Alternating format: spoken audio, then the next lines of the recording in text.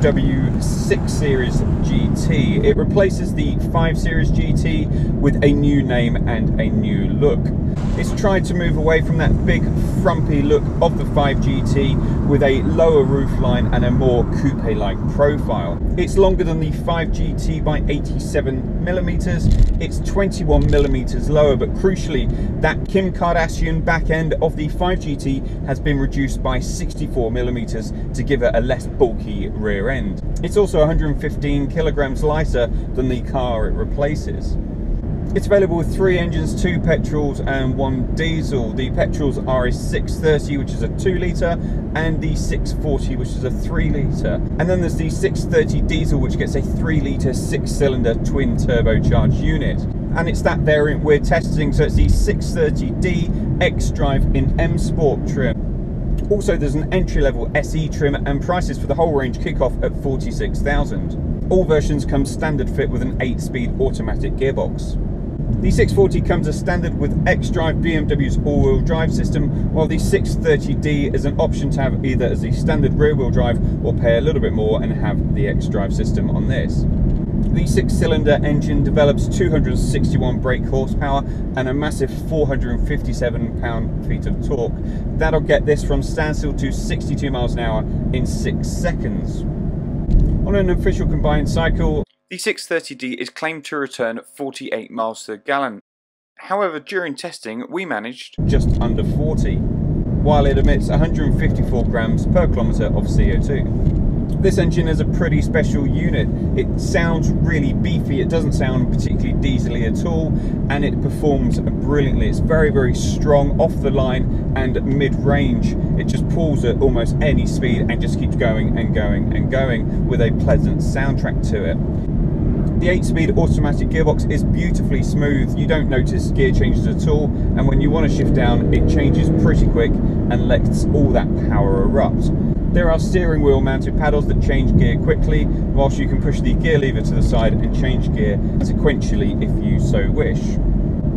With the xDrive system fitted to this car, grip is pretty phenomenal considering how much power and torque is going through the wheels. There's no slippage at all. You will, however, experience understeer through roundabouts if you're going a little bit too quick. Overall, the GT is set up for comfort. You can choose the GT settings with the adaptive dampers. There's Sport with individual setting, there's Comfort with Standard and Comfort Plus, and then Eco Pro mode. Standard mode's pretty comfortable, although the sharper of dents in the road you do feel, which you'd expect not to feel really with this being aimed so much with the comfy ride. Put it into Comfort Plus and it's rather wallowy and a bit roly-poly. Whilst this isn't an SUV, there is a button here that will raise the ride height by 20mm if you do need to do a little bit of off-roading or want to protect the car if you're going up and down some curbs. This BMW, however, is not the ultimate driving machine. Try and put it through its paces and it's not the most pleasant thing to chuck around. Yes, it's a big car, but BMW do some fantastic handling cars, in particular the new 5 Series, and this just doesn't live up to it. It rolls and pitches too much, so it is best kept as a grand tourer, as the name suggests, and just cruise along. The rear spoiler on the back raises at 75 miles an hour and then retracts back into its sitting position at 50 miles an hour. However, you can raise and lower the spoiler manually with a little button down here. The steering's got a nice relaxed feel to it and is consistent at all times, although it's not the sharpest, and if you are trying to drive a little bit more enthusiastically, you'll be surprised how much extra steering angle you need to put in. Refinement at speed is second to none. You barely notice any wind noise. There is a little bit of road noise from the tyres, but that's about it. The engine's super quiet. Visibility out is helped by the high windows, although the pillars are all rather thick, and that swooping coupe roofline doesn't help when looking over your shoulder. However, there's blind spot monitoring, there's parking sensors and a rear view camera and surround view camera, which really does help out when you're maneuvering at slower speeds. In here, it's utterly luxurious. It's beautifully finished, starting with these luxury, comfortable leather seats. Throughout the cabin, there's some lovely touches from the 10.2-inch infotainment screen with the Touch iDrive controller, where you can scribble your letters in when you're putting the navigation address in. The infotainment system has Bluetooth and DAB radio, however Apple CarPlay is an optional extra, which is a little disappointing in a car costing this much. The centre console's dominated with the matte black finish with the digital readout for the ventilation. You can control each side independently, whilst there's heated seats as well. This leather-wrapped steering wheel is well sized and feels quality to hold. And that's really the underlying aspect in here. It just feels pure quality. It's very, very classily finished. It has plenty of room as well, and it's easy to get comfortable. My driver's seat is electrically operated, and there's so much selection to do. You can adjust height, tilt, your knee support. The headrest is automatic as well, as is the top of the seat. You can even sort of half tilt it forward. It's super impressive. There's 2 memory functions on the door. In addition, the steering wheel adjustment is also electric and forms part of that memory setting. So I've been able to get very comfortable in here, and the lowest seating position, I've got good headroom.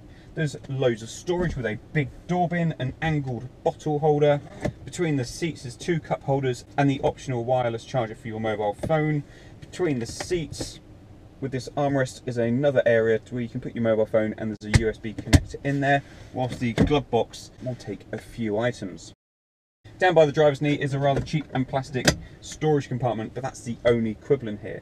I do, however, have a few quibbles on electronics. The panoramic sunroof won't close because it's catching somewhere, whilst every few minutes a message keeps coming up when driving that there's an error with the automated systems. Those automated systems, however, when working, are very, very good. The lane departure system works well with the assisted driving, as does the adaptive cruise control, which will take you to a standstill and then speed up again when the traffic moves away. The smart electronic key has parking assist, which is an optional extra on this model. Let's have a look in the back. In many ways, it's the rear that you want to be in. There's so much room and luxury back here. You have the frameless windows with the sun screens as well, which are built in, and you can operate both sides from either side of the car. There's some lovely detailing, soft plastics, leather wrapped surfaces, and acres of room. These seats are super comfy. I can stretch out. They're electrically operated, so I can change the angle of my backrest as well. This model's got optional 4-zone climate control, so I can make myself even more comfortable and get everything just so. It's also got heated seats either side and these TV screens in each door.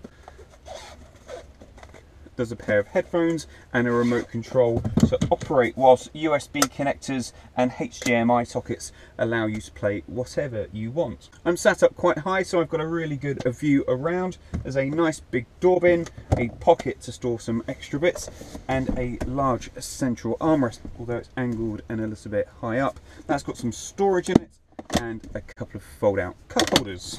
I'm not sure I want to leave this.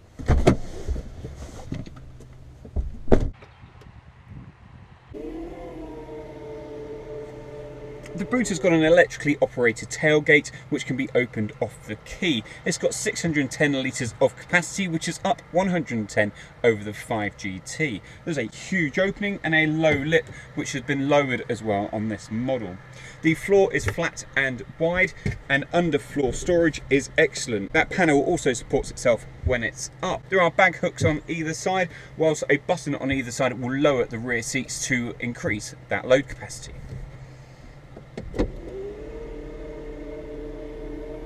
So what do we make of the new 6 Series GT? Well, it's a vast improvement on the model it replaces, A, with its looks, and B, with this luxurious interior. The engine's an absolute peach, and as a long distance mile muncher, it's fantastic.